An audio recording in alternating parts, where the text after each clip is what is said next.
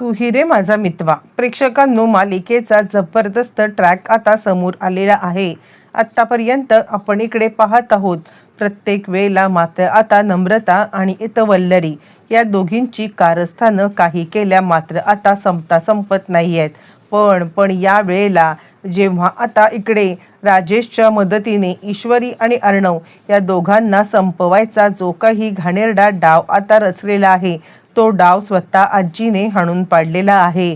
आणि डाव हाणून पाडत मात्र आता आजीने या सगळ्यामध्ये असा काहीतरी महाभयंकर खुलासा केलाय की त्यानंतर मात्र आता वल्लरी या सगळ्यामध्ये कशा पद्धतीने घाणेरडी कारस्थानं करत आहे ते सगळं आता सगळ्यांच्या समोर येत भर कार्यक्रमामध्ये आजीने वल्लरीला एक्सपोज केलंय. हो प्रेक्षकांनो, कसं एक्सपोज केलंय, काय एक्सपोज केलंय, सगळं सविस्तरपणे पाहूया. आता इकडे कॉम्पिटिशन सुरू झालेली आहे आणि अर्णव आणि ईश्वरी अजूनही आलेले नाहीत. खरं बघायला गेलं तर आता हे दोघं जण सोबतच बाहेर पडलेले आहेत.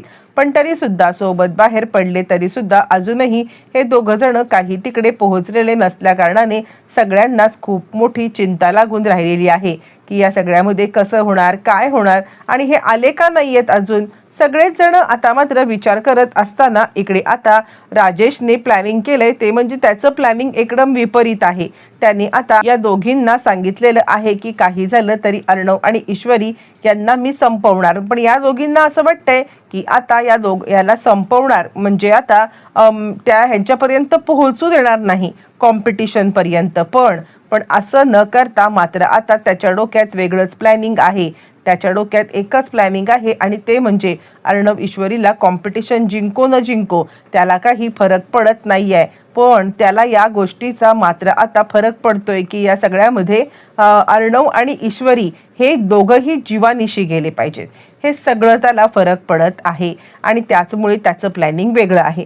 म्हणून अर्णव आणि ईश्वरी कॉम्पिटिशनच्या ठिकाणी पोहोचत आहेत आणि कॉम्पिटिशनच्या ठिकाणी 5 मिनिटाचा मात्र आता हे देण्यात आलेला आहे. 5 मिनिटामध्ये जर का आता अर्णव आणि ईश्वरी हे दोघं जण पोहोचले नाहीत तर त्या ठिकाणी मात्र आता लगेचच त्यांची हे कॅन्सल करण्यात येईल.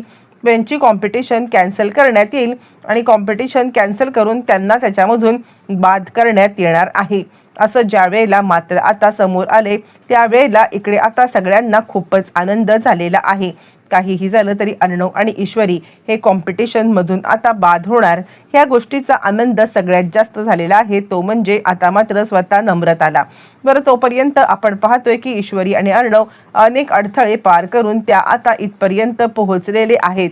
ते आता त्या कॉम्पिटिशनपर्यंत पोहोचलेले आहेत आणि त्यानंतर मात्र आता तिथपर्यंत पोहोचल्यावरती या कॉम्पिटिशनपर्यंत पोहोचल्यावरती मात्र आता या सगळ्यामध्ये इकडे तोपर्यंत लगेचच आता त्यांनी प्लॅनिंग केलेलं आहे. त्याचं प्लॅनिंग मात्र आता जबरदस्त आहे. या प्लॅनिंगमध्ये मात्र आता इकडे त्याने अर्णव आणि ईश्वरी यांनी जे काही हे पार्किंग केलेलं आहे आणि त्या पार्किंगच्या ठिकाणी मात्र आता लगेचच अर्णव आणि ईश्वरी या दोघांचं पार्किंग ज्या ठिकाणी आहे त्या पार्किंगमध्ये त्यांच्या इथे बॉम्ब लावलाय आणि आता इकडे थोड्याच मिनिटाचा वेळ दिलेला आहे. या थोड्याच मिनिटाच्या वेळामध्ये मात्र आता आपण पाहिलं की या सगळ्यामध्ये मात्र आता थोड्या मिनिटाच्या वेळामध्ये की ईश्वरी आणि अर्णव आले नाहीत तर ताबडतोब त्यांना या कॉम्पिटिशनमधून मात्र आता बाहेर करण्यात येणार आहे असं सांगण्यात आलेलं आहे. मग त्याच वेळेला मात्र आता सगळ्यांची कॉम्पिटिशन सुरू होणार. पण आता त्यांना बाद करण्याची वेळ आलेली असताना अर्णव ईश्वरी तिकडे पोहोचलेत, आम्ही आलेलो आहोत आणि त्याच वेळेला सगळ्यांनी पाहिलंय आणि आता मात्र सगळ्यांचा आनंद द्विगुणित झालाय. काही लोकांचा सोडून काही लोकांना या सगळ्यामध्ये मात्र आता वाटत आहे की कसं काय होणार, हे कसे काय आले. त्याच्यामधली एक म्हणजे इकडे आता सौदामिनी, दुसरी म्हणजे वल्लरी आणि तिसरी म्हणजे नम्रता. आणि ती आता राजेशकडे पाहायला लागते की काय हे केलंस तू तर या सगळ्यामध्ये मात्र आता सांगितलं होतंस मोठ्या टेचामध्ये की आता काहीही झालं तरी सुद्धा मात्र आता या सगळ्यामध्ये हे म्हणजे कॉम्पिटिशन पर्यंत पोहोचणार नाहीत. मग अचानकपणे असं काय झालं की ज्याच्यामुळे ते आता कॉम्पिटिशन पर्यंत पोहोचले. इकडे अर्णव आणि ईश्वरी आल्यावरती मात्र आता जजेस सांगायला लागतात, चला पटापट तुम्ही आता उरकून घ्या आणि या कॉम्पिटिशनमध्ये सक्रिय सहभाग घ्या. इकडे तोपर्यंत अर्णव सांगतोय, मला आता काही गोष्टी सांगायच्या आहेत. म्हणजे खरं तर आम्ही या कॉम्पिटिशनपर्यंत पोहोचू नये या कारणास्तव अनेक अनेक आता आमच्यासाठी योजना करण्यात आल्या होत्या आणि त्यावरती मात्र आता इकडे सांगायला लागतोय म्हणजे खरं तर आम्ही या कॉम्पिटिशनमध्ये आहोत हा काही लोकांसाठी थ्रेट आहे आणि त्यासाठी ते हे सगळ्या गोष्टी आता करत आहेत असं मला 100% वाटत आहे आणि म्हणूनच आता याचा सोक्षमोक्ष लागला पाहिजे की हे सगळं कोण करते। त्यावरती सौदामिनी म्हणायला लागते काय गरज काय पडली आम्हाला, म्हणजे बाकी लोकांना काय गरज पडले, तुम्ही काय करताय काय करत नाही आहात ते, हे सगळं जे काही चाललंय ना हा तुमचा पब्लिसिटी स्टंट आहे। स्वतः उशिरा यायचं आणि या सगळ्यामध्ये उशिरा येत मात्र आता समोर आणायचं की आम्ही हे केलंय आणि आम्ही ते केलंय, हे काही मला पटलेलं नाहीये। यावरती मात्र आता तो म्हणायला लागतो तुमच्या पण अनेक गोष्टी आम्हाला पटलेल्या नाहीयेत, पण आता या सगळ्यामध्ये आमच्या ह्याचा सोक्षमोक्ष लागला पाहिजे की आमच्या प्रत्येक गोष्टीच्या मागे आता अडथळा आणण्यासाठी हे सगळं केलं जात आहे। आजच्या कॉम्पिटिशनमध्ये सुद्धा काही गोष्टींमध्ये आता आम्हाला अडथळा आणण्यासाठी तुम्ही हे सगळं जे काही करताय ना ती गोष्ट याच्या पुढे मी आता खपवून घेणार नाहीये असं म्हणत मात्र आता तो इकडे चिडलेला आहे। सौदामिनी म्हणते बाद झालं, हा सगळा ना लोकांना उल्लू बनवण्याचा पब्लिसिटी स्टंट आहे, बाकी काही नाहीये। म्हणजे आता या सगळ्यामध्ये काही झालं तरी सुद्धा आम्ही मात्र आता ही गोष्ट कधीच मान्य करणार नाही आहोत आणि असं म्हटल्यावरती ती सांगायला लागते खरं तर यांना स्पर्धेमधून बाद करा। त्यावरती जजेस सांगायला लागतात असं कसं, त्यांना वेळ दिला होता त्या वेळेमध्ये ते लोक आलेले आहेत आणि त्यामुळे यांना आता स्पर्धेमधून बाद करणं हे काही शक्य नाहीये असं म्हटल्यावरती ईश्वरी आता खुश झाले आणि ती सांगायला लागते या सगळ्यामध्ये आमच्या मागे जे काही म्हणजे जी लोक आमच्या मागे लागलेत ना त्यांच्यासाठी आम्ही खरंच मोठा थ्रेट आहोत। कॉम्पिटिशन सुरू झाली, इकडे आता चिडलेली सौदामिनी आलेली आहे ती म्हणजे इकडे आता राजेशला विचारला काय रे हुशार आणि त्यावेळेला मात्र आता इकडे राजेश सांगायला लागतो माझं प्लॅनिंग लांबचं आहे, तुम्ही आता त्यांना कॉम्पिटिशनपर्यंत पोहोचू न देणं, कॉम्पिटिशनमध्ये भाग घेऊ न देणं हे सगळं विचार करत असलात तरी मी त्यांना या जगातच कोणत्या ह्याच्यामध्ये भाग घेऊ देणार नाहीये असं ठरवलेलं आहे। त्यामुळे अजिबात चिंता करायची नाहीये, काहीही झालं तरी सुद्धा ते कोणत्याही परिस्थितीमध्ये मात्र आता या सगळ्यामध्ये या कॉम्पिटिशनपर्यंत जरी पोहोचले आणि जरी हे केले तरी सुद्धा या जगातनं निघून जाणार आहेत असं म्हटल्यावरती ती सांगायला लागते काय तुला बोलायचं तरी काय। यावरती मात्र आता इकडे लगेचच तो सांगायला लागतो मला जे काही बोलायचं आहे ना ती गोष्ट मात्र आता इतकी ज्या वेळेला ते इथून बाहेर पडतील ना त्यावेळेला त्यांच्या ह्याच्यामध्ये बॉम्ब लावला असेल। यावरती सौदामिनी म्हणते काय बोलतोयस तू, त्याच्या आधीच त्यांना संपवायचं ना।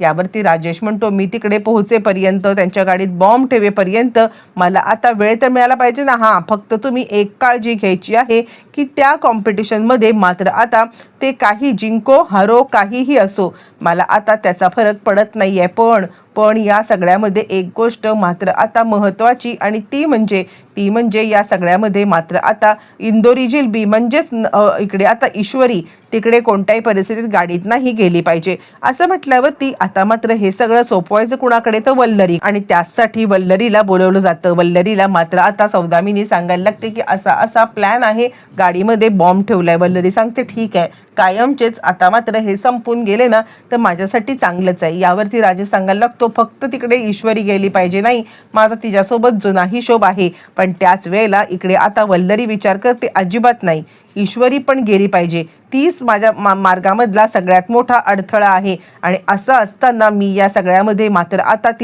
तिला कोणत्याही परिस्थितीमध्ये जिवंत ठेवणारच नाही आहे। ह्या राजेशला काय करायचंय पण माझ्यासाठी ती धोका आहे असं म्हणत वल्लरीने मात्र आता त्या गाडीमध्ये बॉम्बचं सगळं फिक्स केलंय। पण वल्लरीची हा सगळी बोलणी आता आजीने ऐकलेली आहेत आणि आजीला मुळातच तिच्यावरती खूप मोठा संशय आहे।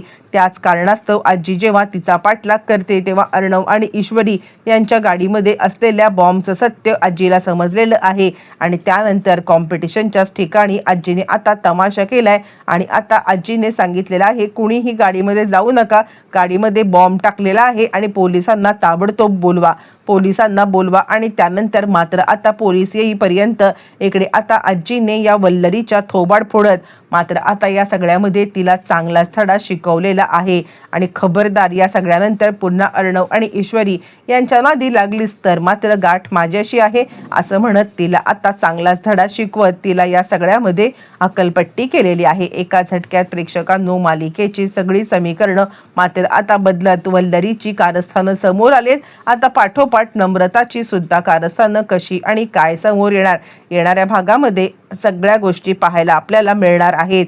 पण मालिका मात्र आता सुंदर वळणावरती चालू आहे.